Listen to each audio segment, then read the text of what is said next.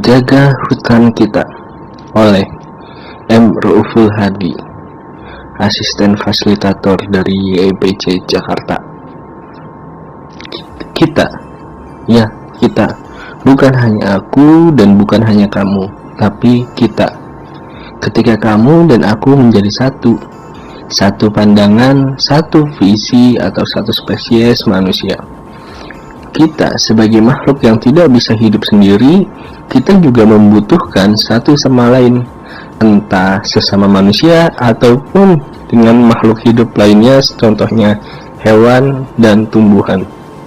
Karena kita membutuhkan yang lainnya, kita harus seimbang, entah itu seimbang kepada sesama manusia maupun seimbang kepada alam.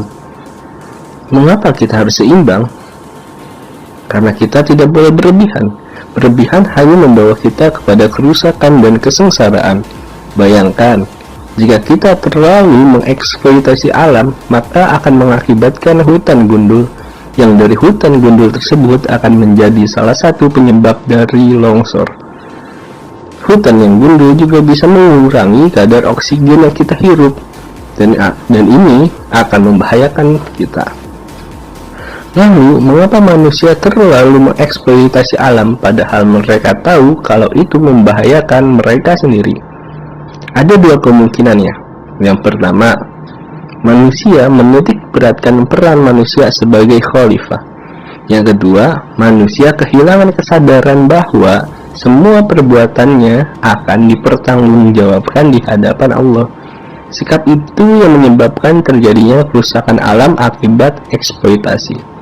Memang manusia menjadi khalifah di muka bumi ini, dan ketika manusia menitik beratkan perannya sebagai khalifah, maka manusia akan merasa paling berhak untuk menguasai dan mengeksploitasi alam dalam rangka memenuhi kebutuhannya, tak jarang hingga melebihi kebutuhannya, yang kemudian akan menjadi perusakan alam. Bagaimana solusi kita? Kita coba pinjam term dari server sebelah, yaitu Trinitas.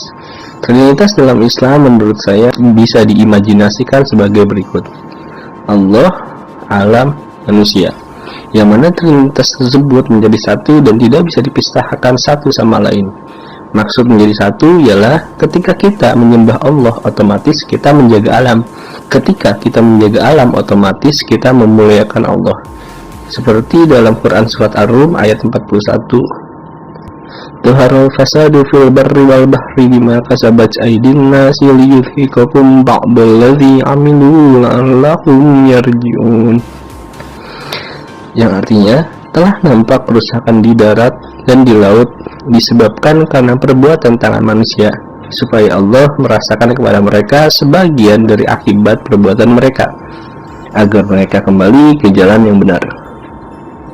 Dari ayat tersebut menerangkan kepada kita bahwa kerusakan yang ada di alam ini disebabkan oleh tindakan manusia itu sendiri.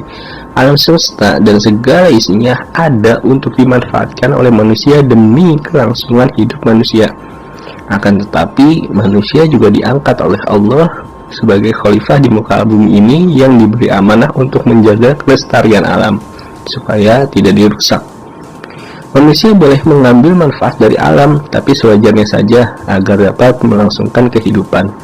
Namun, tidak bisa dipungkiri bahwa manusia memiliki sifat tamak dan rakus, sehingga yang awalnya pemanfaatan alam untuk kelangsungan hidup manusia menjadi eksploitasi alam untuk keuntungan pribadi yang mengakibatkan alam menjadi tercemar dan rusak.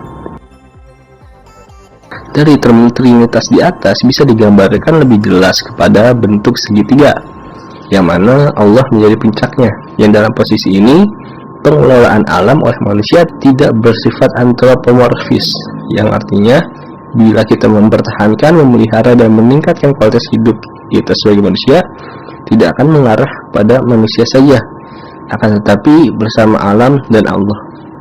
Maka dari itu, jika kita menerapkan analogi tersebut, fungsi kita sebagai manusia sebagaimana mestinya, maka pencemaran alam tidak akan terjadi, karena kita mempergunakan alam ini dengan teratur dan tidak serakah.